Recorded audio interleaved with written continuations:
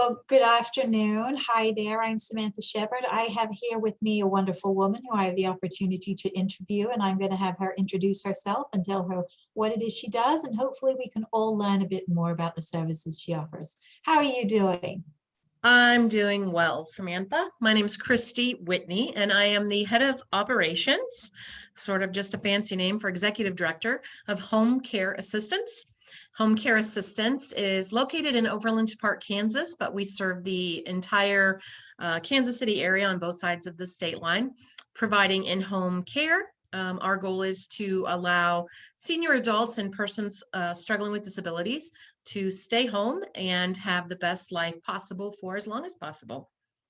Well, give me an idea. That sounds fantastic. Thank you very much. But give me an idea for I don't think I'm the most educated, but give me an idea for the folks out there in video land. What does home care mean? Does that mean I'm getting older and I can't get up? Or does that mean I've had a knee surgery and I need help? What does it mean? It means both of those things and everything in between.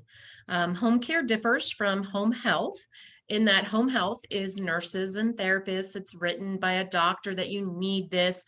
It typically follows some type of an injury or hospitalization. Home care, I have aides, nearly 90 aides on staff.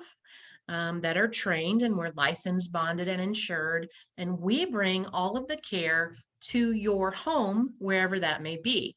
So if you live in an assisted living or an independent living, we can come. If you live in your private home that you raised your children in or that you're just in love with, we absolutely respect that. And we will bring those services to you so you don't have to move. And our services range from everything to running errands, picking things up for you, housekeeping, including laundry, which gets to be more difficult as we age. The heavy clothes are rough, and a lot I of have times. to interrupt you. No, it doesn't. The worst time for laundry is when you have small children. They Yes, true. constantly generate There's a dirty lot. laundry. There's a lot. And especially in the older homes, we find that the laundry room or the washer and dryer in the basement and Mhm. going up and down stairs can Not become safe. difficult and very, very dangerous. So we take that over for you. We do cooking, meal prepping, meal planning, menu planning, go get the food that you need for it, make it up. If we come daily, we'll make your meals as they happen. If we're only there a few times a week, we'll meal prep it with little notes on there, how to heat it up, when to heat it up. So you're ready to go. We do your dishes for you, clean the bathrooms, toilets, the whole gamut. And then as we increase in our level of care, which it's all the same price, we go so far as to help with showers, making sure you're safe in the shower. It's a little bit scary sometimes, to doing full bathing, be it a bed bath, a bath in the chair, a bath in the bathtub with bubbles, or an actual shower. We do the shampooing, the drying, we do all of the grooming, nail filing. Wait, can I have you come over and blow dry my hair in the morning? Well, looking at mine today with the rain, you may not want me, but I do have some great caregivers that would help you out. I'm Um, hopeful as I continue to age, I find people who are patient. I don't like my tangles yanked. But in all no, seriousness, from home health, which you are not, to home care, which you are, yes. how do people make that transition smoothly? What's the timing you would suggest? So the best way to do it, if you already do have home health, is sort of right there at the end. Home health has an ending, whereas home care is never ending. It's indefinite. Goes on as long as you need it, all the way through the end of life, if that's what's required. So we go as far as to work alongside hospices very, very frequently, doing the vigil or doing all of the end of life care, which is total care of the client. So the cooking, the cleaning, the housework, as well as ambulation transfer assists, full transfers, bed baths, medication management, the whole 9 yards. So if you have home health, the best thing to do is when they say, oh, you're down to about 10 days, 2 weeks before we're not going to be able to keep you on care anymore, you've either plateaued and you've reached your new baseline, or you met all of our goals, congratulations, you're graduating from home health, that's a good time to bring us in. They'll kind of show us what they were doing, and we'll follow through with that. So while we don't do the nursing, we can do the restorative therapy, the exercises, and all of the things so that you don't lose any ground, and we can hopefully give you even more independence. Thank you, Kristy. How can we tell the consumer to find out if they have a good company that they're interviewing? What are some questions they should ask the company? Absolutely. So we actually even have a little sheet that we give people when we come out to do our free assessment. We recommend that you interview 3 companies, and there are little check boxes, and you can just rate everybody against everybody else at the end of the process. But one thing you want to know is, tell me about your director. I, for example, am a medical social worker, and I've been doing this type of work since 1988 with just a few gaps to raise some children. Find out if there's a lot of turnover in the office. Just ask them bluntly, how many people are going to be coming in to provide this care? If you are getting care 24 hours a day, 7 days a week, you should not have more than 6 total caregivers. If you're getting 40 hours of care a week, you should have 1 primary caregiver and 1 backup caregiver. So it's very important to ask the right questions to make sure that you have continuity of care and avoid that revolving door of caregivers.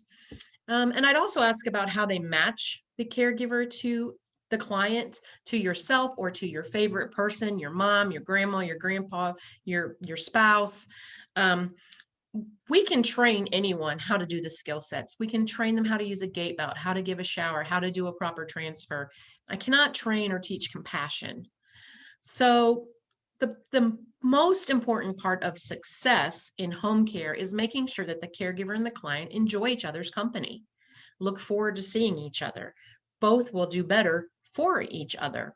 So if it's just about, well, this person's closest and this person's been doing it X amount of years and this person has experience doing this, those really aren't the things that make it a successful partnership.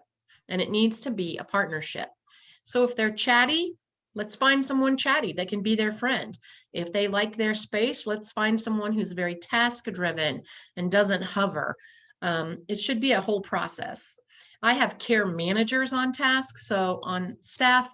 So after we make the match, the care manager continues to not only write the care plan, but follow up, make visits, and make sure that that care plan's up to date. And we'll ask, is this a good caregiver for you? I don't even need a reason. You could just say, no, not really, and I'll find someone else. I have that same respect for my caregivers. If they go into a home and it reminds them of their ex-mother-in-law and it just doesn't feel good in their gut, good enough. Let's find someone else. So with communication, I think that both sides can be very positive and successful together. Fantastic. I appreciate that. You know, every time I talk to you, I'm reminded how engaging and lovely you are. And if you are Thank you. behind this organization, it must be doing well. So how long has the organization been around? Home Care Assistance is rather large. It's been around over 15 years. The office here in Overland Park is in its 5th year, and I've been with this office about 1.5 years. My background in home care is about 5 years. Prior to this, I had 13 years of hospice management and hospice social work. Got it. So what is the, I guess it's a sensitive question, right? But how many hours is the minimum number of hours that someone can have help? They always need more, Kristy, but they just aren't ready. And so what's the minimum to get them onboarded with you? I think the standard answer across the field of home care would be a 4-hour shift minimum. I like to look at it individually, though. It is a big step. It's a very big step to say, you know what, I think I need help.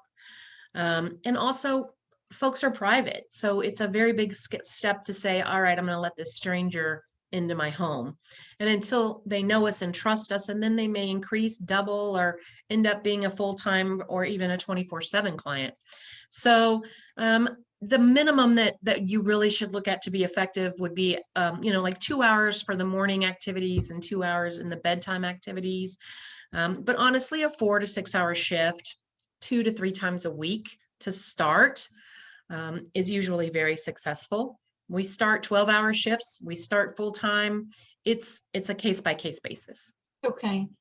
Last important question that pops into my mind is, what is the downside? I know a couple, but I want to hear your view. What is the downside of someone just going out on their own and finding somebody who somebody knows to come into their home? Well, I mean, the key downside is the licensure, the bonding, the insurance side of it. So just last week, unfortunately, one of my caregivers was putting bird seed in a bird feeder for a client, and my caregiver fell and shattered her elbow.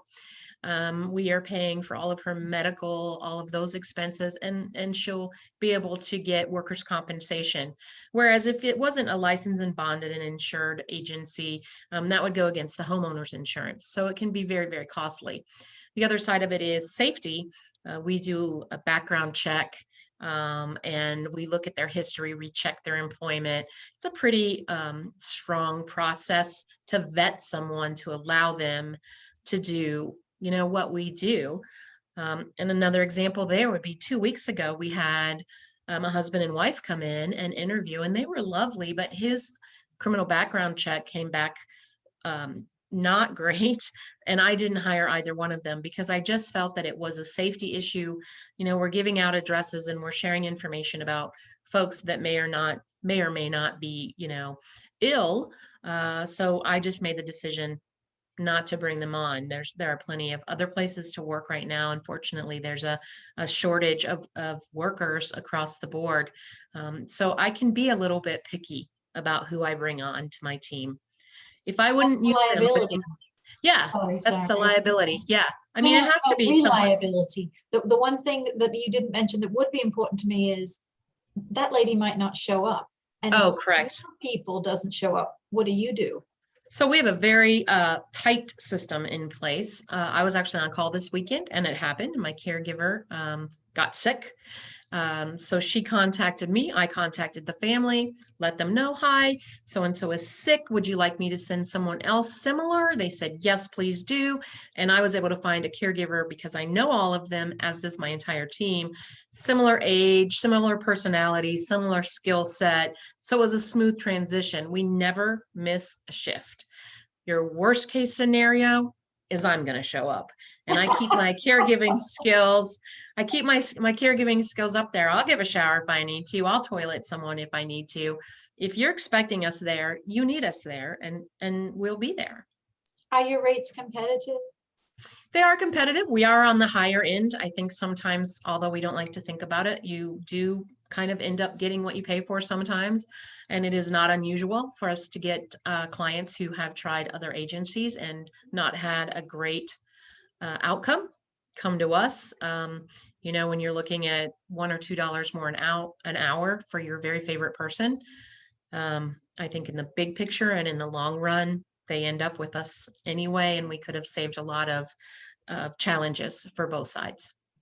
Well, I primarily wanted to talk to you so that you could educate my world out there that there is such a thing as assistance that's available in the home. You would be surprised, I think, well, maybe not, because we've been around a bit now together as friends as well, but so many people outside of the bubble of adult and elderly and special needs populations, outside of our little bubble, they don't even know sometimes that we exist.